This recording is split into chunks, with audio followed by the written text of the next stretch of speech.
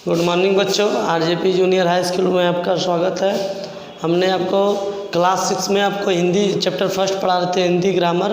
उसमें आपको हम प्रीवियस वीडियो में भाषा के अनेक रूप बताए थे कि भाषा के कितने रूप होते हैं। भाषा के बताए थे आपको मातृभाषा, राजभाषा, राष्ट्रभाषा, बोली, लिपि। लास्ट में आपको लिपि बताए थे कि कौन कौन से लिपि होते हैं, हमारा कहाँ पे किस भाषा का कौन सा लिपि बोला जाता है, कहा जाता है। हिंदी भाषा का देवनागरी लिपि, अंग्रेजी का रोमन लिपि, आपको सब ये बताए थे टोटल कि कौन कौन सा लिपि कहाँ का बोला जाता है।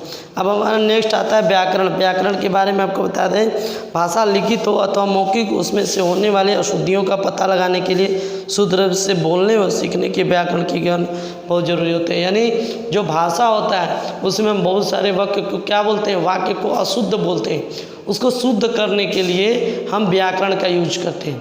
किसी चीज़ में हम कोई चीज़ हम कुछ भी पाई लगाना भूल जाते हैं, कहीं कुछ बोलना करना भूल जाते हैं, तो उसको शुद्ध करने के लिए हम लोग व्याकरण का यूज करते हैं, क्योंकि वो अलग अलग कर देता है, उस चीज़ को अलग अलग कर देता है। इस तरह से हमें व्याकरण की आवश्यकता पड़ी। व्याकरण की आवश्यकता क्यों पड़ी? व्याकरण की इसीलिए आवश्यकता पड़ी कि जिस चीज़ को अलग करके वो रखता है उस हिसाब से वो, जैसे आपको संधि विच्छेद दिया गया, संधि विच्छेद जो दिया गया है वो संधि विच्छेद जो है आपका क्या होता है, संधि विच्छेद में वो अलग अलग वाक्य किया गया कि आप उसको शुद्धता से पढ़ सकें। ठीक है। हाँ, तो रामानुज है तो रामानुज में उसमें अ छुपा हुआ है, तो रामा प्लस अनुज होगा, रामा प्लस अनुज होगा। तो उस तरह से हमें क्या है, उसका शुद्धता पता चलता है, इसके अंदर रामा अनुज है। ठीक है। तो इस तरह से हम व्याकरण का उपयोग करते हैं। व्याकरण जो होता है इसलिए हम यूज करते हैं कि वो शुद्ध से बोल सके, लिख सके, पढ़ सके, इसलिए व्याकरण को शुद्धता रूप से जाना जाता है। व्याकरण क्या होता है? व्याकरण ये वो होता है जो शुद्ध रूप से आपको बोला जा सके, पढ़ सके, लिख सके, वो हमारा व्याकरण कहलाता है। ठीक है। जैसे व्याकरण के कौन कौन से अंग होते हैं ये आप देख लीजिए। व्याकरण के कौन कौन से अंग होते हैं? व्याकरण के 4 अंग होते हैं। व्याकरण के अंग,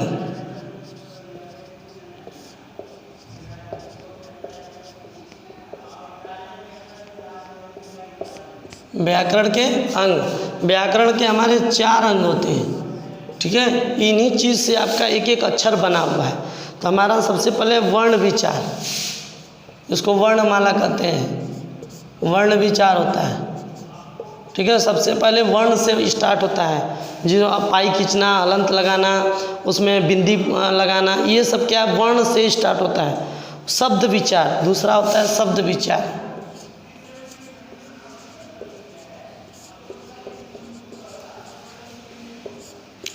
शब्द विचार होता है। ठीक है। हमारा वर्ण विचार होता है, शब्द विचार होता है और वाक्य विचार होता है, वाक्य विचार। और एक लास्ट होता है पद विचार।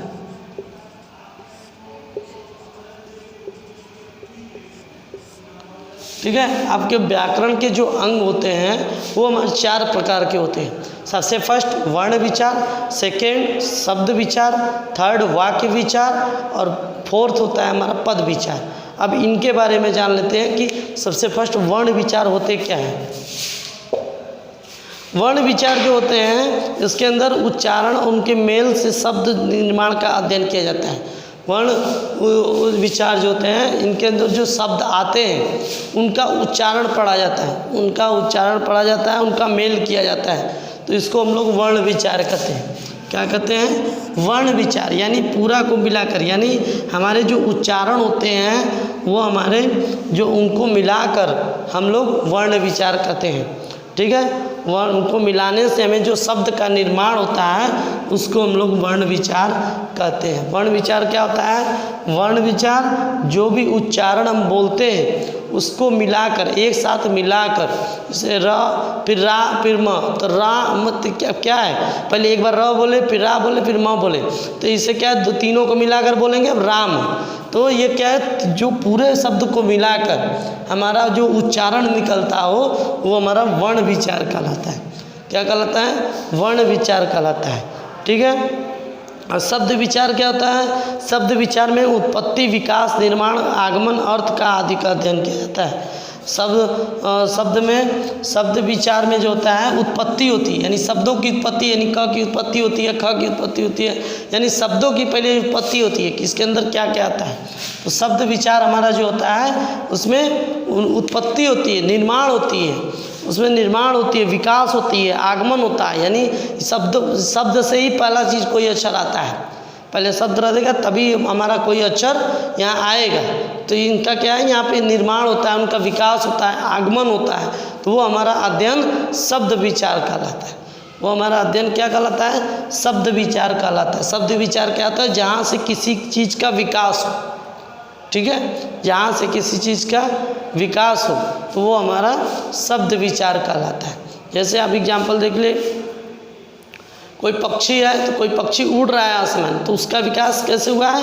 तो जो हमारा अभी उसका विकास हो रहा है, अभी मतलब वो अभी पैदा हुआ है, अभी उसका धीरे धीरे विकास होगा, तो वो हमारा शब्दों का विचार कहलाता है। वो हमारा धीरे धीरे उड़ेगा, उड़ने लगेगा, तो फिर वो अपना बढ़ता जाएगा, तो वो हमारा शब्द विचार। ऐसे ही शब्द आते हैं पहले, उसके बाद धीरे धीरे उसको सब मिलाकर जो एक बोला जाता है फिर, तो ये हमारा शब्द विचार कहलाते हैं।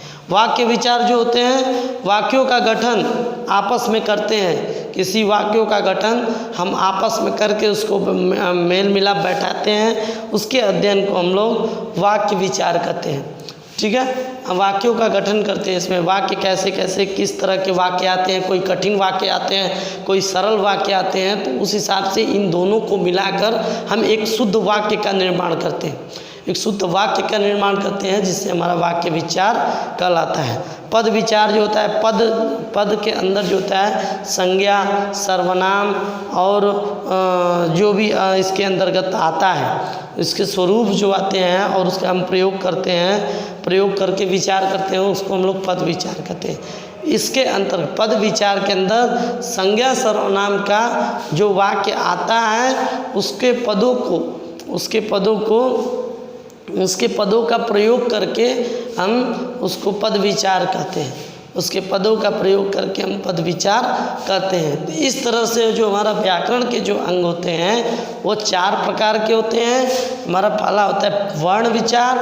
जो वर्ण विचार मतलब जो शब्दों से जो किसी आकार से और उच्चारण से जो मिलाकर जो हमारा वर्ण निकलता है, वर्ण विचार कहलाता है। शब्द विचार उसको कहते हैं जहाँ से उनकी उत्पत्ति होती है, किसी चीज़ की उत्पत्ति होती है, वो हमारा शब्द विचार कहलाता है।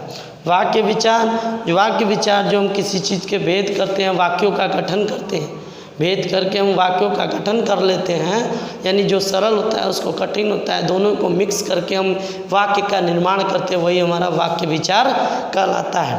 पद विचार जो होता है, इसमें संज्ञा और सर्वनाम के जो पद होते हैं, संज्ञा सर्वनाम के जो पद होते हैं उनका प्रयोग करके हम पद विचार कहलाता है।